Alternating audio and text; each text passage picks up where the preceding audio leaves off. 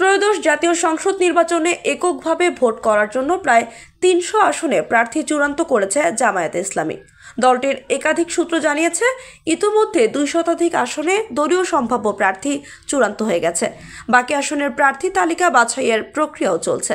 তবে নির্বাচনের সময় বিরাজমান পরিস্থিতির আলোকে ইসলামী দলগুলো নিয়ে জোটবদ্ধ নির্বাচনে প্রার্থী দেওয়ার জন্য প্রস্তুতি চালাচ্ছে জামায়াতে ইসলাম।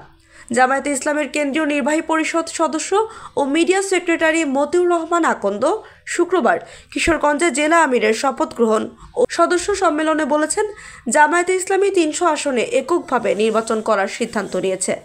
এখন জোট হবে কি হবে না এই প্রশ্ন মাথায় থাকার কোনো দরকার নেই। তিনি আরও বলেন, আমরা যদি দেখি জোটবদ্ধ নির্বাচনে ইসলামী আন্দোলনের উপকার হবে আমরা যাব, তা না হলে আমরা যাব না। ইসলামের আদর্শকে জলাঞ্জলি দিয়ে দুনিয়ার স্বার্থকে সামনে রেখে জামায়াতে ইসলামী কোনো কাজ করবে না। আগামী নির্বাচনে ৩০০ আসনেই প্রার্থী দেবে জামায়াত। জানা যায়, অন্তর্বর্তী সরকারের পক্ষ থেকে নির্বাচনী কোনো সুস্পষ্ট নির্দেশনা না থাকলেও নির্বাচনী মাঠ গোছাচ্ছে বাংলাদেশ জামায়াতে ইসলামী। এ লক্ষ্যে সারা দেশে মাঠে সরব রয়েছে তারা। তাদের মূল লক্ষ্য আগামী নির্বাচনে ইতিহাস সৃষ্টি করা। সেজন্য এখন থেকে মানবিক ও সামাজিক কর্মকাণ্ডের মাধ্যমে জনমত তৈরির সর্বোচ্চ চেষ্টা করছে দলটি।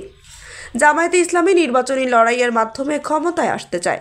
বিগত ১৫ বছর তৎকালীন আওয়ামী লীগ সরকারের চরম নির্যাতনের শিকার জামায়াতে ইতোমধ্যেই ঘোষণা দিয়েছে তারা আগামী নির্বাচনে ৩০০ আসনে প্রার্থী দেবে।